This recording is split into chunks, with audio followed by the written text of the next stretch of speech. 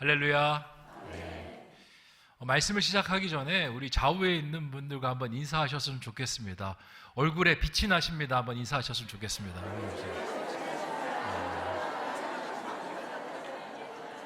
네.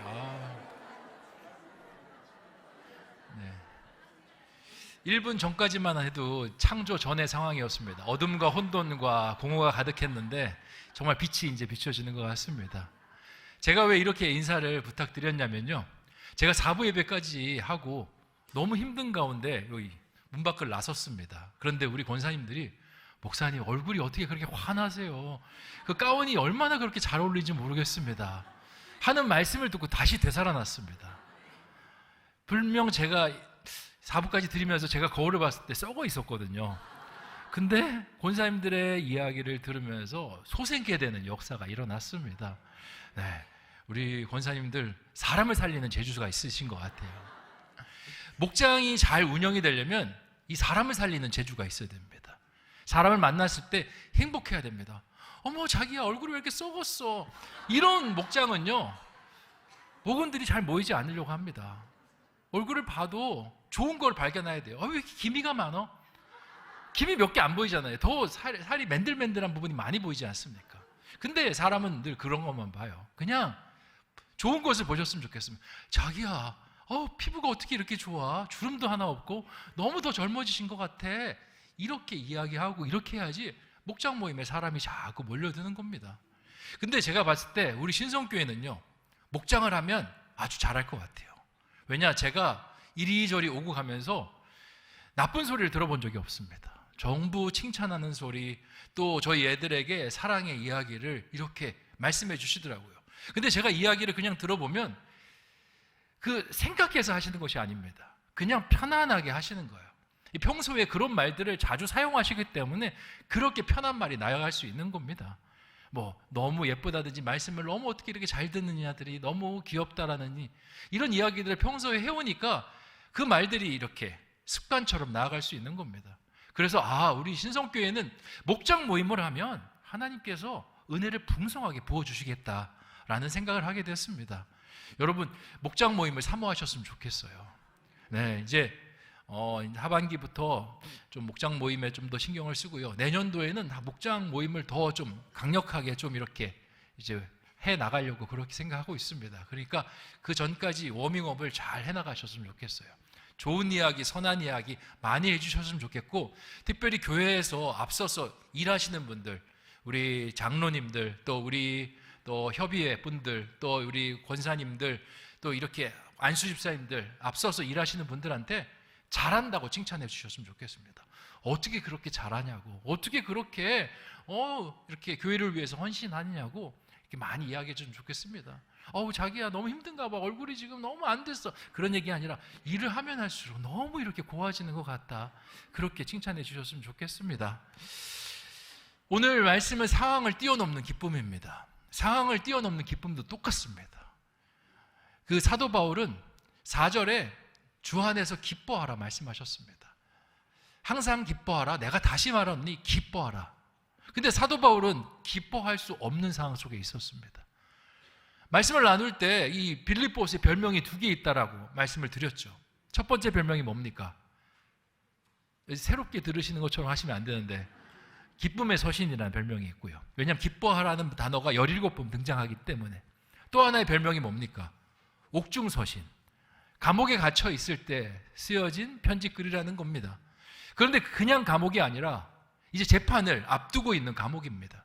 재판의 결과에 따라서 죽을 수도 있고 풀려날 수도 있는 상황인데, 이 선례가 좋지 않습니다. 똑같은 제목으로 잡힌 사람들의 판례가 좋지 않습니다. 사형을 당하고 중형을 당하는 일들이 있었습니다. 이제 자기 차례가 되었을 겁니다. 얼마나 두렵겠습니까? 누가 문만 열어도 가슴이 철렁하고, 누가 재판의 제자만 이야기해도 마음이 조급해서 어찌할 바를 모를 겁니다.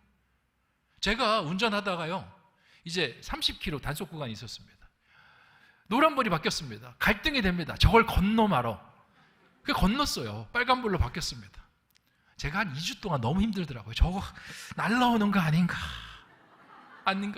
인터넷 뒤져가지고 찍히는 거 없냐 혹시 막 확인하고. 사람이 그렇게 앞으로 뭐 7만 원짜리, 8만 원짜리 날라오는 것만 해도 마음에 조마조마하고 신경이 쓰이는데 내 목숨과 사활이 걸린 일이 이제 앞으로 벌어진다라고 생각해 보십시오. 얼마나 떨리겠습니까? 시금은 전폐가 되고 그렇게 세월이 하루 이틀도 아니고 2년 동안 지속이 되니 사람이 바짝바짝 메말라 갔을 겁니다.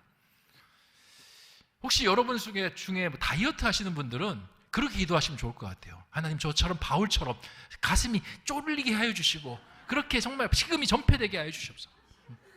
말라져요. 그런 걱정이 있으면요, 어떻게 할 수가 없습니다. 근데 사도 바울은요, 전혀 두려움이 없습니다. 오늘 말씀에 나는 기쁘다라고 이야기하고 나처럼 너희도 기뻤으면 좋겠다라고 이야기하는 겁니다. 도대체 어떻게 그렇게 할 수 있는가? 방법은 주 안에서 하나님 안에 있기 때문에 기뻐할 수 있다라고 할 수 있는 겁니다. 제가 예전에 설교 때 한번 예화를 들었던 것 같습니다. 어떤 세 가족이 왔는데 신앙생활 얼마 안 하다가 갑자기 목사님 마지막 인사 드려야 될 것 같습니다. 교회 떠나겠습니다 그러더라고요. 무슨 일이냐고 그랬더니 아니 교회 다니면 좋은 일 많이 생긴다면서요.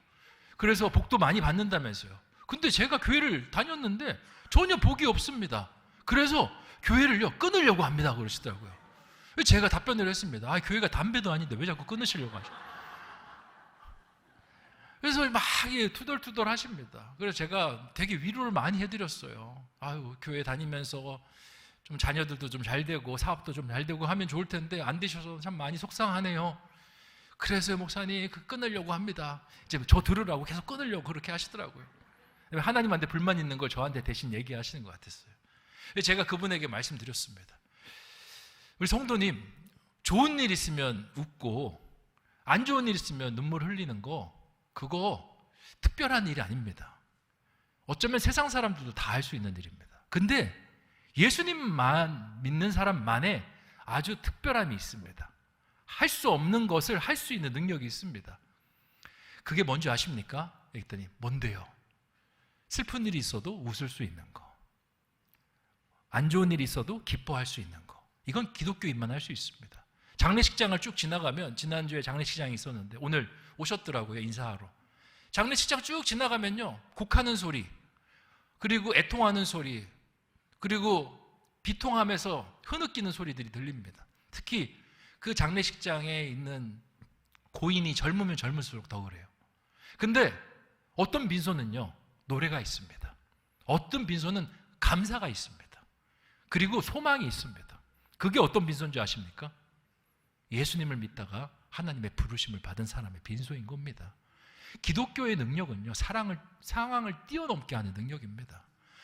사랑하는 사람이 죽은 상황 속에서도 노래할 수 있고요, 기뻐할 수 있고 감사할 수 있는 게 능력이고요, 슬픈 일을 당해서 그 슬픈 일에 함몰당하지 않는 것이 하나님을 믿는 사람의 능력인 겁니다. 지금 바울은 그 능력을 이야기하는 겁니다. 내가 지금 상황을 뛰어넘어 기뻐한다. 어떻게? 내가 주 안에 있기 때문에. 그리고 이야기합니다. 어떻게 하면 주 안에 있을 수 있고 그 기쁨을 누릴 수 있는지. 첫 번째가 뭐냐? 염려하지 말라는 겁니다. 우리 6절 말씀 같이 한번 읽어보겠습니다. 시작. 아무것도 염려하지 말고 다만 모든 일에 기도와 간구로 너희 구할 것을 감사함으로 하나님께 아뢰라. 아멘. 이 염려라는 건요, 꼬리에 꼬리를 묻습니다. 한번 염려를 하잖아요, 계속 염려를 해요. 우리가 병원에 가서 이제 병원 검진을 한 다음에 이제 뭔가 혈액이 안 좋다라는 이야기를 듣습니다. 혈액에 뭐 콜레스테롤 수치가 높다라든지 혈압이 높다라든지. 그러면 이제 거기서 끝나지 않습니다. 집에 돌아와서는 이제 네이버를 찾습니다. 혈압이 높을 때 생길 수 있는 질병, 심근경색, 뇌출혈. 그러면서 머리가 벌써 띵하면 뇌출혈이다 이거 이렇게 생각하는 거예요. 심장이 좀 두근거리면 이거 심근경색 아닌가라는 생각을 하게 됩니다. 계속 꼬리를 물어요. 그리고는 심장이 좀 불편하면서 심근경색에 뇌출혈까지 오면 이제 또 찾아보는 겁니다. 이제 이런 사람이 얼마나 살 수 있는지. 이제 몇 개월 안 남았습니다. 사람이 계속 꼬리를 물어요. 어떤 예전에 이 교회에서 간증하시던 그 집사님이 계셨는데 이런 간증을 했습니다. 자기는 삶 속에서 평안이 전혀 없으셨다라고 그렇게 이야기하시더라고요. 그게 예전에 있었던 일입니다. 그래서 왜 이렇게 평안이 없냐? 그 집이 이제 수선집을 하는 집이었는데 이 가게가 앞에 있고 뒤에 뒷방이 있는데 거기서 이제 가족들이 생활하는 그런 집이었습니다. 연탄 보일러를 떼는 그런 집이었는데, 이 연탄 보일러와 이 부엌과 그 보일러실과 방이 멀지 않아서 늘 걱정이 있었습니다. 연탄가스가 이렇게 방으로 스며드는 건 아닌가. 옛날에 뉴스를 많이 봤잖아요. 도봉구에 사는 일가족이 일산화탄소 중독으로 이렇게 다 그렇게 됐다라는. 그러니까 그런 뉴스를 볼 때마다 가슴이 조마조마해서 잠을 못 자는 거예요. 5분 단위로 깨어납니다. 이게 일산화탄소가 냄새가 안 나지 않습니까? 깨어나서 옆에 있는 남편 코 이렇게 대면 숨 쉬고 있으면 살아있구나 하면서 다시. 그러니까 잠을 못 자니까 사람이 맨날 말라가요. 그래서 남편이 하도 이게 아내 집사님이 말라가니까 이 부분을 해결해 줘야겠다 생각을 하고는 이 보일러실에다가요, 밖으로 빠지는 전기 환풍기를 만들어 줬습니다. 이제 환풍기로 전기로 그 바람을 빼면 이제 일산화탄소 중독이 막아질 거라고 생각하고. 근데 며칠은 행복했어요. 근데 또 뉴스 기사를 보고 또 마음이 무너져서 잠을 더 못 이루는 겁니다. 무슨 기사였냐? 어디 쌍문동 지역에 정전이 일어났다는 거야. 어디 미아동에 정전이, 옛날에는 그런 일이 있었지 않습니까? 정전이 이렇게 비 내리고 하면, 바람 불고 하면 정전이 일어나서 그 환풍기가 멈추면 환풍기를 달지 않은 것보다 더 훨씬 못한 현상이 일어나서 가스에 취해가지고 죽을 수 있다는 생각이 머릿속에 엄습하는 거예요.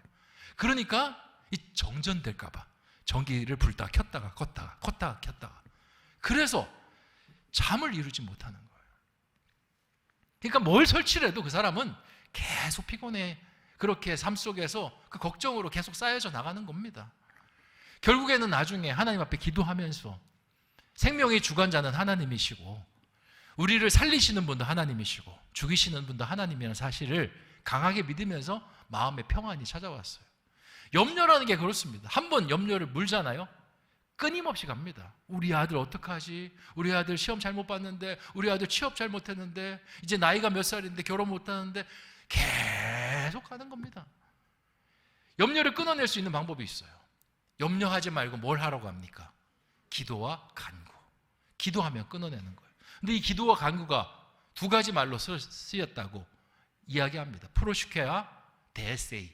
프로슈케는 하나님의 능력을 고백하는 기도, 그리고 데에세이는 하나님의 능력을 구하는 기도. 고백은 어떻게 하냐면, 하나님은 전능하신 하나님입니다. 인생의 주관자입니다. 하나님은 우리의 삶을 다스리는 분입니다. 이렇게 해나가는 겁니다. 근데 이렇게만 해나가도요, 우리의 마음속에 염려가 사라집니다. 아까 그 집사님 이야기 돌아가서 내 인생의 주인은 하나님이십니다. 나를 살리는 분도 하나님이시고 죽이는 분도 하나님이십니다 라고 고백하는 순간 마음의 그 근심, 일산화탄소 중독의 근심이 어떻게 됐습니까? 다 사라졌죠. 하나님께서 그 기도를 드리라는 겁니다. 다윗 시편을 보면 늘 이런 기도 드렸습니다. 여호와는 나의 목자시고 여호와는 나의 요새이시고 방패이시고 산성이시고, 이렇게 하나님을 쭉 고백하고 나니까 마음속에 사울이 쫓아오는 두려움들이 다 사라지는 거예요. 그리고 그 두려움이 사라진 다음에 데에세이 기도를 드리는 겁니다. 하나님, 제가 지금 이런 문제에 봉착했는데 문제를 풀어주시옵소서, 해결하여 주시옵소서. 하나님을 믿고 구하니 이 문제가 해결되겠습니까? 안 되겠습니까? 해결됩니다. 그러니까 그 다음 기도가 뭐냐? 감사로 구하는 겁니다. 일이 벌어져서 감사가 아니라 미리 일이 이루어질 걸 믿고 감사의 기도를 드리는 것입니다. 그리고 그 모든 일련의 끝에서 기도하면서 하나님을 만나게 돼요. 그게 이제 7절 말씀에 기록이 되어 있습니다.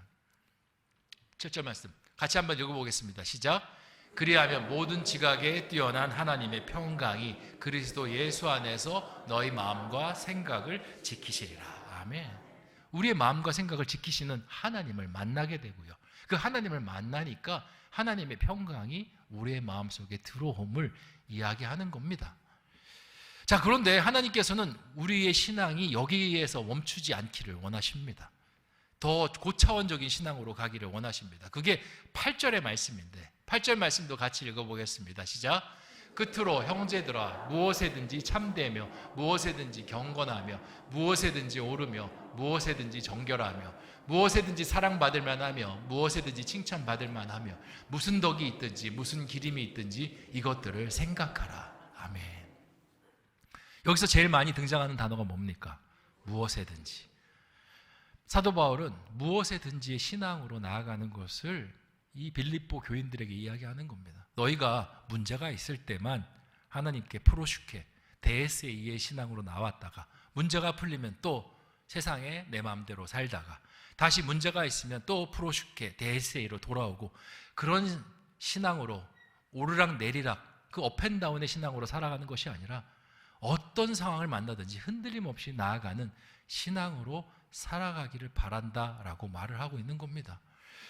우리가 주님을 믿을 때 주님은요 우리와 항상 함께 계십니다. 그래서 임마누엘의 하나님이에요. 좋은 일이 있을 때도 함께 하시고 그리고 슬픈 일이 있을 때도 함께 하십니다. 그런데 우리는요 하나님을 슬픈 일이 있을 때만 찾아요. 안 좋은 일이 있을 때만 찾아요. 좋은 일이 있을 때는 전혀 하나님에 대해서 관심을 갖지 않는 경우가 있습니다. 많습니다. 제가 이렇게 새벽 예배를 인도하다가 가끔씩 안 보이는 분들이 나타나면요 가슴이 철렁합니다. 좀 연락을 주세요. 목사님 내일 나가는데 깜짝 놀라지 마세요. 저 그냥 성령 충만해서 나가는 겁니다. 왜냐하면 갑자기 나타나면요 저 무슨 일이 있는 거 아닌가 그런 생각이 들어요. 왜냐? 우리의 신앙이 그렇거든요. 평범할 때는 평이할 때는 잘 안 나타납니다. 어려움이 오면 하나님을 찾아요. 근데 사도 바울은 그걸 원하지 않습니다. 너희가 좋은 일이 있을 때에는 감사로 하나님과 붙들린 신앙, 그리고 나쁜 일이 있을 때는 하나님께 의지하고 기도함으로 붙들린 신앙, 무엇에든지 흔들리지 않고 한결과 같은 평안함을 누리는 신앙을 내가 원하노라. 그리고 내가 갖고 있는 그 상황을 뛰어넘는 기쁨은 바로 그런 신앙의 기쁨이다 라고 말을 하는 겁니다. 그래서 9절에 너희가 나를 본받았으면 좋겠다. 그리고 그 본받음을 통해서 너희 안에 평강의 하나님이 계속 쭉 계셨으면 좋겠다라고 말씀이 맞춰지고 있는 것입니다. 사랑하는 성도 여러분, 우리가 좋은 일이 있든 안 좋은 일이 있든 하나님 안에 있기를 원합니다. 그리고 늘 기도하기를 원합니다. 좋은 일이 있을 때에도 염려가 아니라 기도와 간구, 나쁜 일이 있을 때도 염려를 끊어내고 기도와 간구. 그래서 무슨 일 속에서든지 늘 하나님과 함께 이렇게 딱 붙어있는 복된 하나님의 사람 되시기를 주님의 이름으로 축원드립니다. 자, 지난주 말씀의 내용은 이러하였습니다. 자, 오늘 행복한 만남의 그 아이스 브레이크 질문으로 들어가겠습니다. 최근에 기쁜 일 한 가지와 낙심되는 일 한 가지씩을 함께 나누어 보았으면 좋겠습니다. 오늘 말씀이 상황을 뛰어넘는 기쁨이잖아요. 기쁜 일이 있을 때는 우리가 기뻐할 수 있지만 낙심 가운데 있을 때 과연 우리가 기뻐할 수 있을까? 산대가 기뻐할 수 있습니다. 낙심 가운데 있을 때에도 기쁨의 재료들이 있어요. 돈을 잃어버렸지만 그래도 가족이 믿음이 있습니다. 그거 기뻐할 재료 아니겠습니까? 상황이 어려워졌지만 여전히 상황을 붙잡고 내가 기도할 수 있는 건강이 있고요. 내 안에 믿음이 있습니다. 주변에 기도해 줄 수 있는 사람이 있습니다. 그건 기쁨의 재료입니다. 그 이야기들을 하기 위해서 이 질문을 하는 겁니다. 최근에 기쁜 일이 있다면 위임 투표에서 하나님께서 은혜로 가결되게 하신 게 너무나 기쁜 일입니다. 조마조마했거든요. 네, 근데 하나님께서 은혜 주셔서 잘 통과됐고요. 이렇게 낙심되는 일은 아니고요. 좀 걱정되는 일이 있습니다. 우리 성도님들께서 이렇게 많은 신뢰와 지지를 보내주셨는데 그것을 감당할 만한 사람이 될 수 있을까? 제 마음속에 그런 거룩한 부담감이 있습니다. 그래서 요즘 기도하고 있습니다. 하나님, 지지해 주신 만큼 정말 최선을 다해서 목회하는 사람이 되게 하여 주시옵소서 기도하고 있습니다. 낙심은 아닙니다. 걱정은 안 됩니다. 하지만 거룩한 부담감을 가지고 기도하고 있으니 여러분도 저를 위해서 기도해 주셨으면 좋겠습니다. 우리 옆에 있는 분들과 3, 3, 5 짝을 지어서 기쁜 일 한 가지 또 낙심되었던 일 한 가지씩을 함께 나눠 보셨으면 좋겠습니다.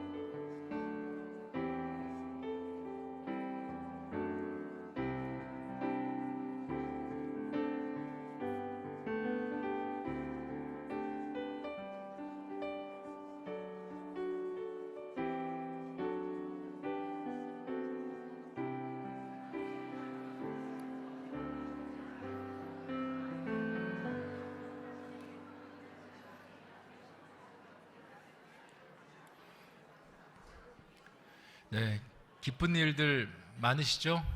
네, 기쁜 일들은 늘 고백해야 됩니다. 그리고 그 기쁜 일들이 우리의 삶 속에 어려운 순간에서 우리를 다시 기쁨으로 바꿔줄 수 있어요. 아, 그때 내가 참 어려웠는데 하나님 도와주셨지. 그때 하나님께서 나를 참 기쁘게 이끌어 주셨지. 그러면 다시 그 관점을 가지고 지금을 보는 거예요. 아, 다시 하나님께서 이 문제 속에서도 나를 기쁘게 주실 것이지 하면서 바뀔 수 있으니까 늘 기쁨은요, 같이 잘 이야기하시고 그렇게 나누시고 하셨으면 좋겠습니다. 근데 기쁨을 이야기하되 이제 자랑은 삼가셔야 돼요. 네. 기쁨과 자랑. 내가 감정을 느끼는 것은 기쁨인데, 아, 내가 너무해서 뭐뭐해서 너무 좋다 하면서 이제 막 이제 그런 이 사물이나 어떤 사건을 막 이야기하면요, 그게 또 이제 좀 상처가 될 수가 있습니다. 그러니까 내가 하나님 안에서 기뻐하는 것 이야기하시고 또 상대방을 또 많이 칭찬해 주셨으면 좋겠습니다. 자, 말씀 적용하기로 넘어가겠습니다. 4절에 사도 바울은 무엇 안에서 기뻐하라고 이야기하고 있습니까? 주 안에서. 야, 어떻게 이 어려운 질문을 여기 문제에도 적혀 있지 않은데 이걸 이렇게 맞출 수 있습니까? 정말 대단하십니다. 네, 탁월하십니다. 네. 두 번째 질문, 6절에 바울은 기쁨을 위해 하지 말아야 할 것 한 가지와 해야 할 것 두 가지를 말씀하고 있습니다. 그것들은 무엇입니까? 하지 말아야 될 건요? 염려. 야, 역시 대단하십니다. 네. 해야 될 건요? 기도와 간구. 네, 맞습니다. 네. 이제는 완전 거의 경지에 이르신 것 같아요. 경지에. 네. 정말. 자, 8절에 가장 많이 반복되는 단어는 무엇입니까? 무엇이든지. 네. 참, 이 정도 박수 쳐드려야 돼요. 박수 한번 드리겠습니다. 네. 목원들 중에 누가 이 대답을 하면요, 쳐다만 보시다가 이렇게 하세요. 이렇게. 네. 어떻게 그렇게 집사님, 우리 성도님 어떻게 그런 대답을 하실 수 있습니까? 정말 쌍따봉입니다. 최고입니다. 네. 많이 칭찬해 주셔야, 제가 지금 거의 8개월 동안 칭찬을 해드렸어요. 근데 이제 목소리가 트여지지 않습니까? 저도 8개월 걸렸어요. 여러분도 계속 칭찬해 드려야 됩니다. 그러면 이제 목장 모임 안에서 목소리가 터져 나오기 시작하는 거예요. 자, 적용 질문으로 넘어가겠습니다. 내가 위기 속에 있을 때 여전히 주님께서 내 안에 계시다는 것을 느낀 적이 있습니까? 언제이고 어떻게 느꼈는지 나누어 봅시다. 위기 속에 있을 때 주님이 내 안에 계시다, 나를 붙드신다라는 느낌을 언제 가졌습니까? 저는 항상 갖는 것 같습니다. 항상 하나님께서 지금 모든 상황 속에서 제가 감당할 수 있는 능력보다 더 많은 일들을 맡겨주셨다고 생각해요. 근데 하나님께서 또 한편으로는 이런 생각합니다. 맡길만 하니까 맡겨주신다라고 생각해요. 근데 하나님께서 맡겨주신다는 신뢰는 있지만 여전히 내가 저를 볼 때 부족한 부분들이 많습니다. 늘 위기고 늘 부족함 때문에 마음이 어렵습니다. 하지만 기도를 하고 하나님을 의지하면요, 할 수 있다는 마음을 주시더라고요. 그리고 제 주변에 있는 제가 살아왔던 여러 가지 걸음들을 보게 하십니다. 제가 부모가 되었지만 부모가 될 때 아무런 준비가 안 돼 있었습니다. 애 목을 어떻게 가누어야 되는지 몰랐어요. 저기 조리원에서 애를 받아가지고 이렇게 보는데 노트북이 떨어지는데 애를 버리고 노트북을 줄 뻔했습니다. 아내한테 혼날 뻔했어요. 그때 떨어뜨릴 뻔해가지고. 예. 그런 사람이 지금 애를 지금 10살 넘게 키웠습니다. 하나님께서 또 그렇게 감당하게 하시더라고요. 우리의 일도 마찬가지입니다. 부족하고 준비 안 됐지만, 부족하다, 거기서 멈추는 게 아니라 하나님, 부족함을 하나님으로 채워주시옵소서, 하나님과 함께 해주시옵소서. 그렇게 나갈 때 하나님께서 차곡차곡 채워주십니다.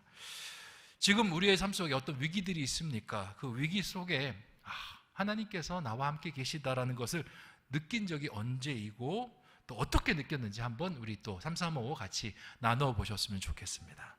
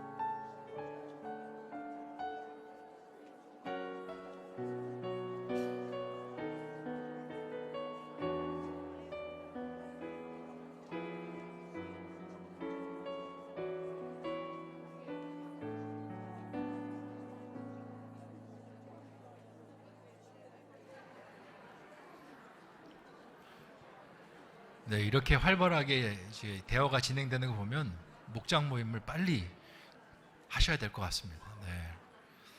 거기서 회포를 풀어내셔야 돼요. 네. 쌓이면 안 됩니다. 다 이제 털어내고 기도하면서 뜨거워지면요. 뭔가 뻥 뚫린 게 또 다시 충만하게 채워지는 그런 느낌이 같습니다. 네. 자, 다음 질문 넘어가겠습니다. 염려는 하나님에 대한 신앙 고백을 염려는 하나님에 대한 신앙 고백으로 멈춰질 수 있습니다라고 얘기해야 되는데 질문이 좀 잘못됐네요. 자, 염려는 하나님에 대한 신앙 고백으로 멈춰질 수 있습니다. 나의 삶에 하나님은 어떠한 분이신지 한 문장으로 고백해 봅시다. 이유도 나눠 봅시다. 저는요, 염려가 찾아올 때 늘 하는 게 있습니다. 과거를 돌이켜 봅니다. 과거에 이보다 더 어려운 환경 속에서도 붙잡아 주셨던 하나님을 기억합니다. 하나하나 찾아냅니다. 그렇게 찾아와서 다시 지금까지 오면요, 지금의 문제가 처음에는 눈덩이처럼 컸는데 그 조그맣게 아주 그냥 그 눈싸움 할 때 던지는 그 눈송이처럼 작아지는 것을 느낄 수 있습니다. 그래서 저는요, 에베네셀의 하나님을 늘 고백합니다. 지금까지 인도하셨던 도움의 돌, 그리고 그 도움의 돌의 하나님을 바라보면서 선포합니다. 여호와 이레로 역사하실 것이다라고. 그러니까 염려가 염려로 안 보이더라고요. 큰 염려가 아주 하찮은 염려로 그렇게 바뀌게 되더라고요. 여러분도 그런 은혜들이 있었으면 좋겠습니다. 자, 마지막 질문으로 넘어가겠습니다. 하나님께서는 무엇에든지 신앙을 원하십니다. 나는 무엇에든지 하나님을 바라볼 준비가 되었습니까? 무슨 상황에서든지 담대하게 하나님께 나아가기 위해서 나에게 어떤 준비가 필요할까요? 함께 나눠 봅시다. 이제 무엇에든지의 신앙을 가지려면 저는 그 상황을 긍정적이게 바라보는 관점이 필요하다고 생각해요. 저희 장인어른이 이제 낙상사고로 당하신 다음에 아직도 병원에는 계십니다. 이제 머리를 다치셨기 때문에 인지치유를 이제 계속 받으시거든요. 인지치유를 받으시면서 이제 의사 선생님이 여러 가지 이야기를 했습니다. 이 인지치유를 받는데 이게 이제 머리를 다쳤기 때문에 치매 확률도 굉장히 높아지고 뭐 앞으로도 뭐 후유증도 나타날 수 있고 뭐 여러 가지 가능성들에 대해서 쭉 이야기하더라고요. 굉장히 겁이 났습니다. 아, 이제 장인어른 어떻게 하나. 까딱 없으신 분이라고 하셨는데 이제 까딱 하셔가지고 어떻게 하시나 그렇게 했는데요. 최근에 너무 감사한 일은 그 병원에 있는 동안 성경을 사독을 하셨습니다. 지금은 만나 뵈면요, 약간 그 성화에서 보이는 뒤에 후광 있잖아요. 이런 게 보일 정도입니다. 얼마나 성령 충만하시고 은혜 충만하신지. 아, 굉장히 바쁘셔가지고 말씀 참 좋아하시고 교회에서 사역하는 거 참 좋아하셨는데 이제 그렇게 못 하셨거든요.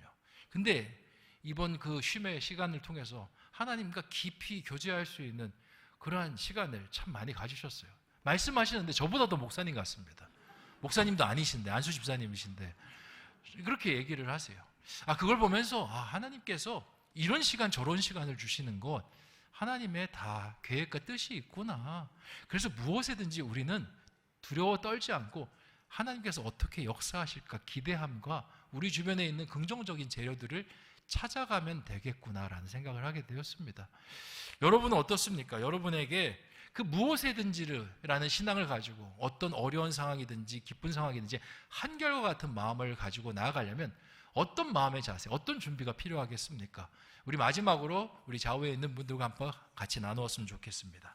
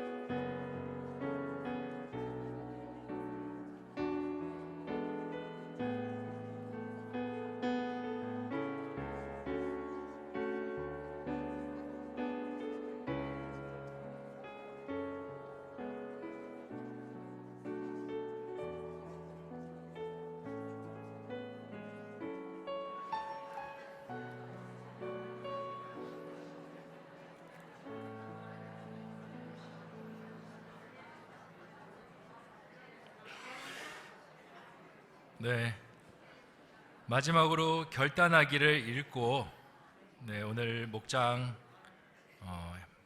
나눔을 마치도록 하겠습니다. 제가 읽겠습니다. 사랑하는 성도 여러분, 세상에 좋은 때라는 것, 좋은 상황이라는 것은 없습니다. 허상입니다. 때가 중요한 것이 아니라 하나님이 중요합니다. 시편 1편 3절에 복 있는 사람은 시냇가에 심은 나무가 철을 따라 열매를 맺으며 그 잎사귀가 마르지 아니함 같으니 그가 하는 모든 일이 다 형통하리로다 라고 하지 않습니까? 하나님을 향해 있는 것이 기쁨이고 형통입니다. 이것을 기억하며 하나님께 기도와 간구로 나아가는 기쁨의 신앙인이 되시기를 주님의 이름으로 축원드립니다. 기도하겠습니다. 하나님, 우리 성도님들의 삶이 기쁨이 있게 해 주시옵소서. 그냥 좋은 일이 있어서 기뻐하는 그냥 세상의 그런 기쁨이 아니라 하나님만이 줄 수 있는 모든 상황을 뛰어넘는 기쁨, 무엇에든지 주시는 기쁨, 그 기쁨을 받아 누리게 하여 주시옵소서. 하나님 때문에 웃고, 하나님 때문에 울고, 하나님 때문에 감사하고, 하나님 때문에 용기 얻는 우리 신성의 교우들 되게 하여 주셔서 세상 속에 흔들리지 않고 하나님과 함께 헤쳐나갈 수 있도록 주여 인도하여 주시옵소서. 감당치 못하는 시험 주시지 않는다고 하셨습니다. 반드시 감내하게 하실 것입니다. 더 나를 정금과 같게 할 것입니다. 그렇게 믿고 나아가게 하여 주시옵소서. 예수님의 이름으로 기도하옵나이다. 아멘.